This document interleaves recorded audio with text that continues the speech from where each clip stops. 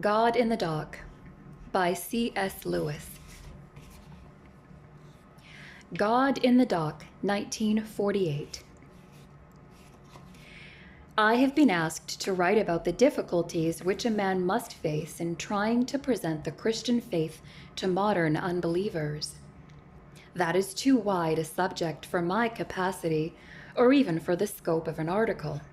The difficulties vary as the audience varies. The audience may be of this or that nation, may be children or adults, learned or ignorant. My own experience is of English audiences only, and almost exclusively of adults. It has in fact been mostly of men and women serving in the RAF. This has meant that while very few of them have been learned in the academic sense of the word, a large number of them have had a smattering of elementary practical science, have been mechanics, electricians, or wireless operators.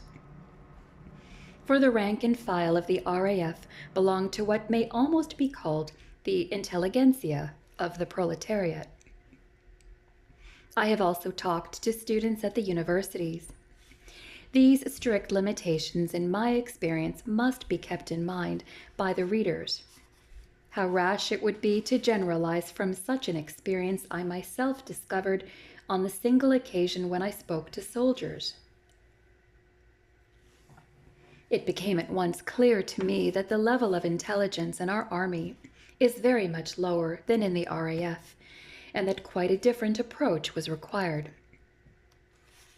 The first thing I learned from addressing the RAF was that I had been mistaken in thinking materialism to be our only considerable adversary.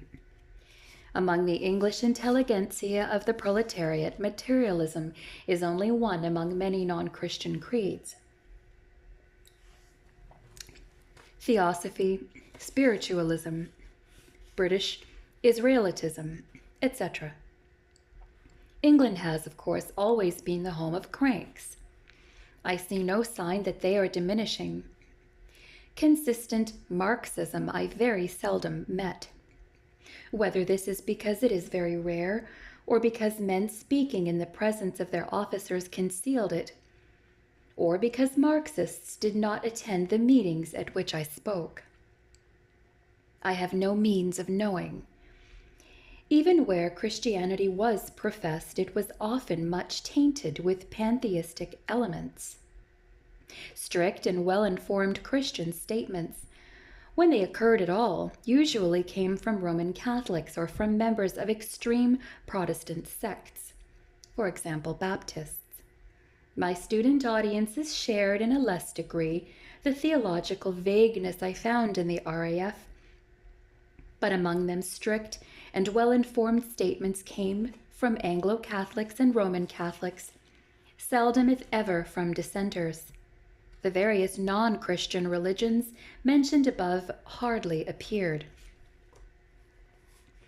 The next thing I learned from the RAF was that the English proletariat is skeptical about history to a degree which academically educated persons can hardly imagine. This indeed seems to me to be far the widest cleavage between the learned and the unlearned. The educated man habitually, almost without knowing it, sees the present as something that grows out of a long perspective of centuries. In the minds of my RAF hearers, this perspective simply did not exist. It seemed to me that they did not really believe that we have any reliable knowledge of historic man. But this was often curiously combined with a conviction that we knew a great deal about prehistoric man. Doubtless because prehistoric man is labeled science, which is reliable, whereas Napoleon or Julius Caesar is labeled as history, which is not. Thus, a pseudoscientific picture of the caveman and a picture of the present filled almost the whole of their imaginations. Between these there lay only a shadowy and unimportant region in which the phantasmal shapes of Roman soldiers, stagecoaches, pirates, knights in armor, highwaymen, etc., moved in a mist. I had supposed that if my hearers disbelieved the Gospels, they would do so because the Gospels recorded miracles. But my impression is that they disbelieved them simply because they dealt with events that happened a long time ago, that they would be almost as incredulous of the Battle of Actium as of the resurrection, and for the same reason. Sometimes this skepticism was defended by the argument that all books before the invention of printing must have been copied and recopied till the text was changed beyond recognition. And here came another surprise. When their historical skepticism took that rational form, it was sometimes easily allayed by the mere statement that there existed a science called textual criticism, which gave us a reasonable assurance that some ancient texts were accurate.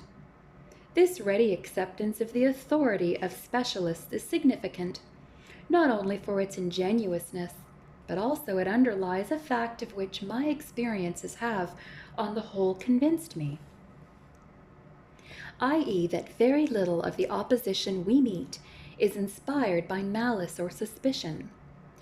It is based on genuine doubt, and often on doubt that is reasonable in the state of the doubter's knowledge.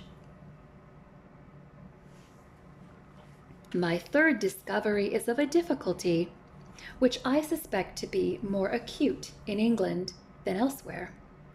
I mean the difficulty occasioned by language. In all societies, no doubt, the speech of the vulgar differs from that of the learned. The English language, with its double vocabulary, Latin and native, English manners, with their boundless indulgence to slang even in polite circles, and English culture, which allows nothing like the French Academy, make the gap unusually wide. There are almost two languages in this country. The man who wishes to speak to the uneducated in English must learn their language. It is not enough that he should abstain from using what he regards as hard words. He must discover empirically what words exist in the language of his audience and what they mean in that language. For example, that potential means not possible, but power. That creature means not creature, but animal. That primitive means rude or clumsy. That rude often means scabrous, obscene. That the Immaculate Conception, except in the mouths of Roman Catholics, means the virgin birth. A being means a personal being. A man who said to me, "I believe in the Holy Ghost, but I don't think it is a being," meant, "I believe there is such a being, but that it is not personal." On the other hand, personal sometimes means corporeal. When an uneducated Englishman says that he believes in God, but not in a personal God, he may mean simply and solely that he is not an anthropomorphist in the strict and original sense of that word. Abstract seems to have two meanings: A, immaterial; B, vague, obscure and impractical. Thus arithmetic is not, in their language, an abstract science. Practical means often economic or utilitarian. Morality nearly always means chastity. Thus, in their language, the sentence, "I do not say that this woman is immoral, but I do say that she is a thief," would not be nonsense, but would mean, "She is chaste, but dishonest." Christian has an eulogistic rather than descriptive sense. For example, Christian standards means simply high moral standards. The proposition, "so-and-so is not a Christian," would only be taken to be a criticism of his behavior, never to be merely a statement of his beliefs. It is also important to notice that what would seem to the learned to be the harder of two words may in fact to the uneducated be the easier.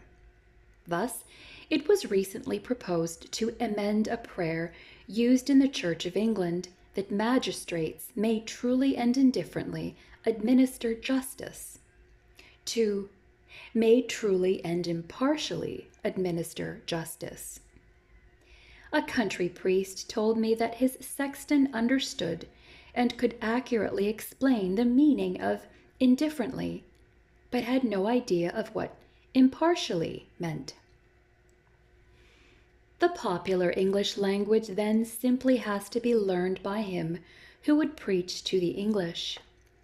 Just as a missionary learns Bantu before preaching to the Bantus. This is more necessary because once the lecture or discussion has begun, digressions on the meaning of words tend to bore uneducated audiences and even to awaken distrust. There is no subject in which they are less interested than philology. Our problem is often simply one of translation. Every examination for ordinance ought to include a passage from some standard theological work for translation into the vernacular. The work is laborious, but it is immediately rewarded.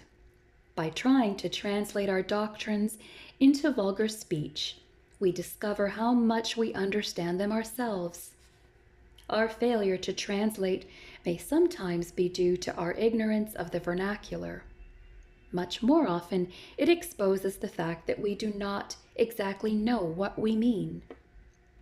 Apart from this linguistic difficulty, the greatest barrier I have met is the almost total absence from the minds of my audience of any sense of sin. This has struck me more forcibly when I spoke to the RAF than when I spoke to students. Whether, as I believe, the proletariat is more self-righteous than other classes, or whether educated people are cleverer at concealing their pride. This creates for us a new situation. The early Christian preachers could assume in their hearers, whether Jews or pagans, a sense of guilt.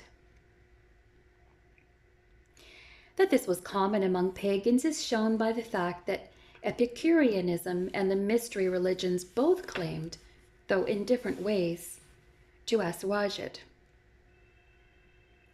Thus the Christian message was in those days unmistakably the evangelium, the good news. It promised healing to those who knew they were sick. We have to convince our hearers of the unwelcome diagnosis before we can expect them to welcome the news of the remedy. The ancient man approached God, or even the gods, as the accused person approaches his judge. For the modern man, the roles are reversed. He is the judge. God is in the dock. He is quite a kindly judge. If God should have a reasonable defense for being the God who permits war, poverty, and disease, he is ready to listen to it. The trial may even end in God's acquittal. But the important thing is that man is on the bench and God in the dock. It is generally useless to try to combat this attitude, as older preachers did, by dwelling on sins like drunkenness and unchastity. The modern proletariat is not drunken. As for fornication, contraceptives have made a profound difference. As long as this sin might socially ruin a girl by making her the mother of a child out of wedlock, most men recognized the sin against charity which it involved, and their consciences were often troubled by it. Now that it need have no such consequences, it is not, I think, generally felt to be a sin at all. My own experience suggests that if we can awake the conscience of our hearers at all, we must do so in quite different directions. We must talk to our hearers of conceit, spite, jealousy, cowardice, meanness. But I am very far from believing that I have found the solution of this problem. Finally, I must add that my own work has suffered very much from the incurable intellectualism of my approach. The simple emotional appeal, "Come to Jesus," is still often successful, but those who, like myself, lack the gift for making it had better not attempt it.